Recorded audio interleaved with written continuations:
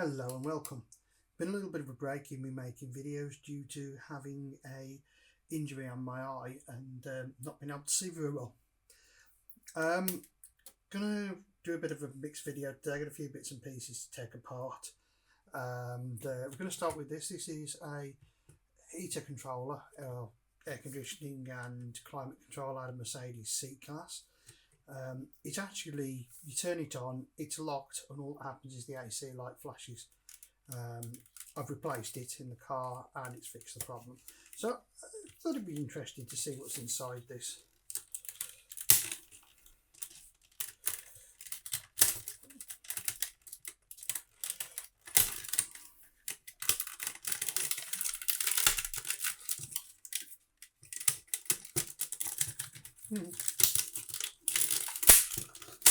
Okay, there's the control itself. So this bit to replace was like 25 quid or something stupid like that. It wasn't a lot of money second hand. So there's no point in attempting to do a repair on it.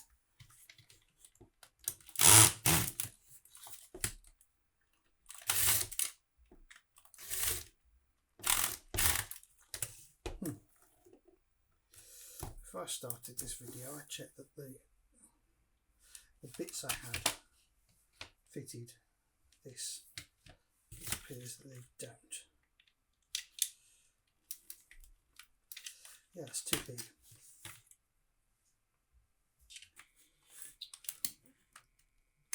So I'm going to start as usual.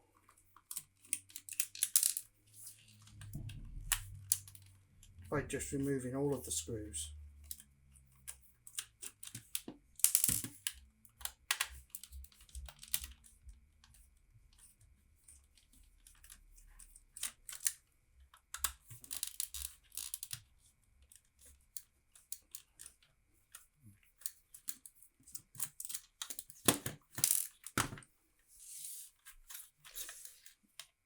Four more at this end.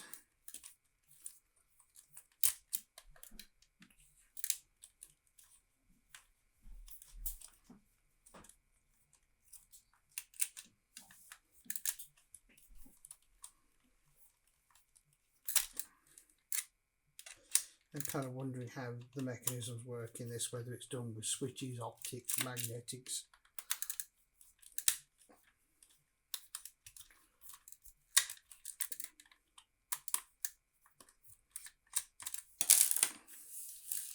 Because these rotate, very clicky, very tactile.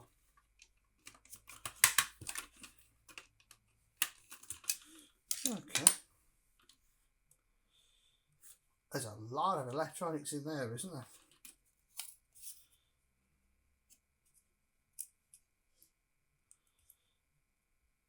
Okay. So the clickiness on this when we rotate it, it's built into the mechanism. But when it's actually activated, it's pushing these little switches left and right. That's kind of cool, isn't it?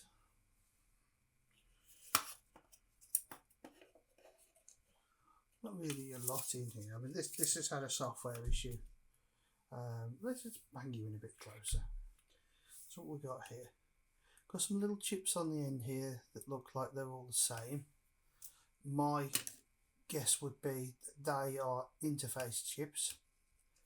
We've got a chip here. We can read the number on that.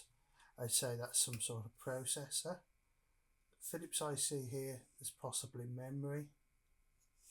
Some more of those interface chips there. We've got a big transistor, big switch there. Now looking at this, I'm going to say that the heater fan is probably run through this, which was explaining those fairly big output devices. On this side we've got some lights that do ramping up positions, etc. Some quite big LEDs here that are going to do they're going to light it up when you turn the side lights on, and a couple telling you when you press buttons. But I mean, these buttons are really quite nice and tactile. Not a lot I can sort of say about it, other than it don't work. It got itself into a loop where the air conditioning light was just flashing and it wouldn't do anything, wouldn't let it turn the heater on, rear screen demister. You couldn't demist the front. So I replaced this bit, it was 25 quid, job done. Now this is a PIR light. It was on the property for less than 2 years and it has ceased to work.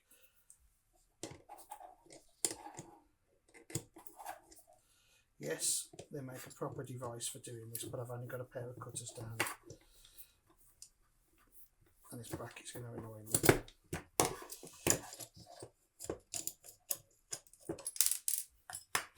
I'm not particularly concerned about repairing this. I've replaced it. The replacement was £10. This is a 10 watt LED floodlight and it just nothing happens when you turn it on. So let's start by taking this back cover off and seeing what's in here. So I'm going to apologise in advance for the light. It is going from very bright to very dark in here.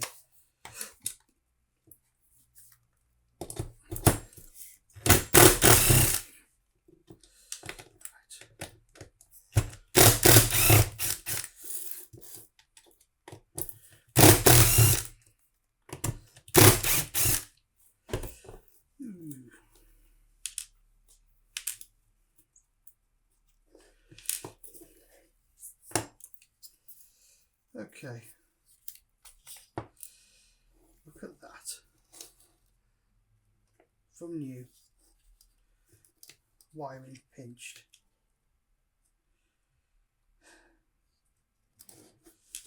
I bet you that's why it's failed. Let's get the screwdriver behind that. Separate that out. They have at least connected the earth up on this one, which with my experience with these lights is a little bit of a rarity. Now,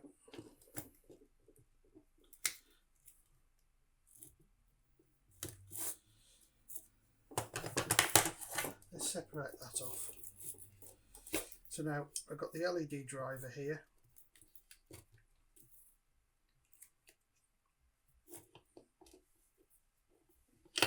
And there's that wire that got pinched.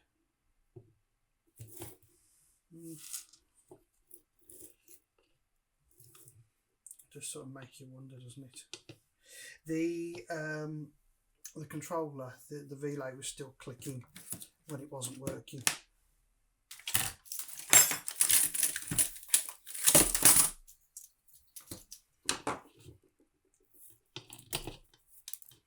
Put some power to this and see.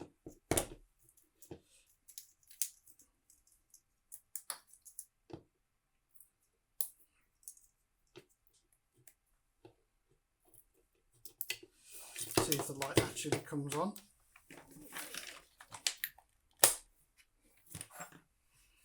Okay, so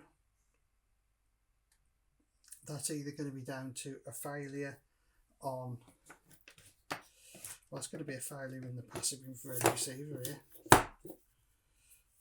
which is all sealed. Okay, kind of was sealed.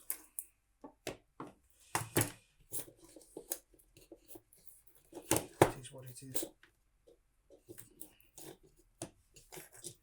I'm going to take the power back off this.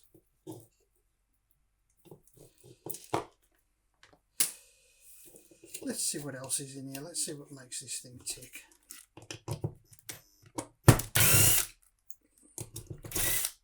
That screw was hanging out.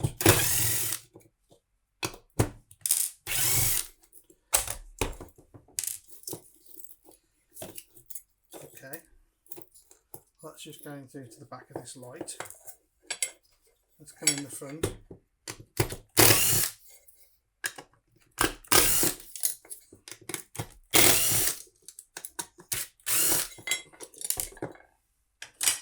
So we've got a piece of glass silicon on. Oh, look at those screws. The state of this.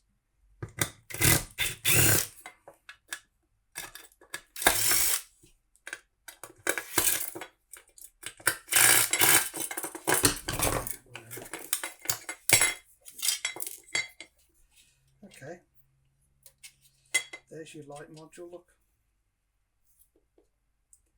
2 wires soldered onto the end.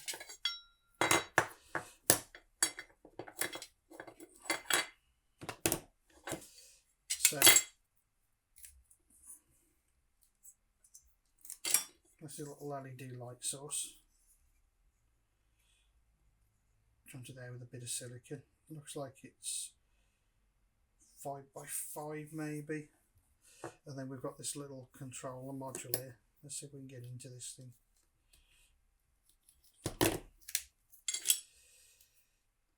Okay, so we're not getting into that, it's been silicon together.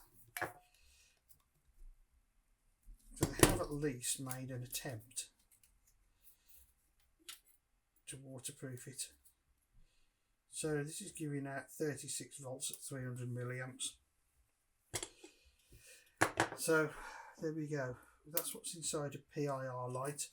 I was hoping it wouldn't work anymore, but it seems to have started to temporarily work.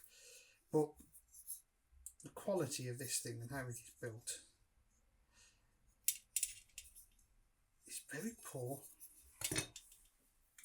Okay, on to the next thing. Here's another thing.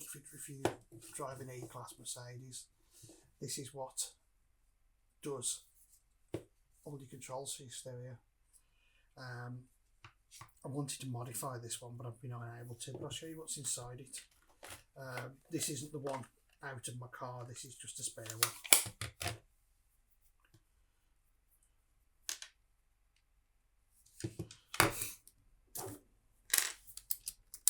Now, what gets me when you turn this, it clicks and clicks. Now, I thought there might be some micro switches inside it, or some, you know, some physical switches, but I was wrong. Now, at this point in time, I haven't fully worked out how to dismantle it, but yeah.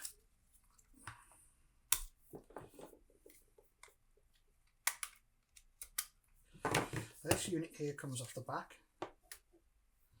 And in here is the device that rotates and makes the clicking noises. And now there's no noises from it at all. Now I was trying to work out how to get the board out of it, and I've not yet done that. I might have another little go at that. This looks like this comes apart here. And this might come off. Let's try that. Hang on a second, that's actually got some movement in it.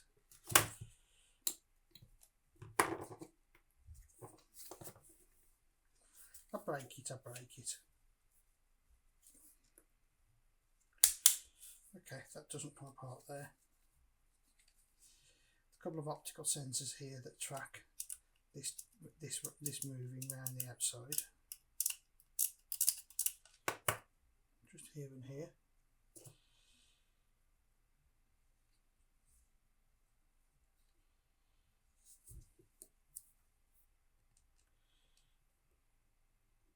I'm just gonna, no, that doesn't unscrew. So I've tried having a little lever under here, to no avail.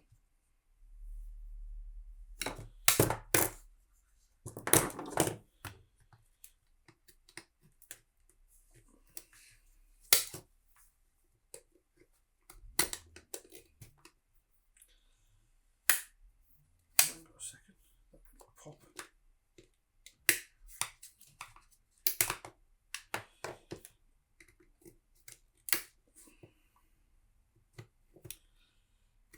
Put a spacer under that. I wouldn't recommend doing this to the one off your car, or if you wanted to put it back in your car. Okay.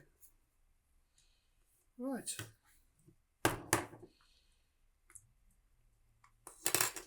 So when we're rocking left and right and up and down, again we're actually moving some little optical sensors that are going through here. The only thing that's actually a real button are these bits. Kind of unfortunate in my mad hazard plan that I had for it is not going to be viable because of how it's designed, but that's by the by. Yeah, this is what's inside one of these things. Not an awful lot.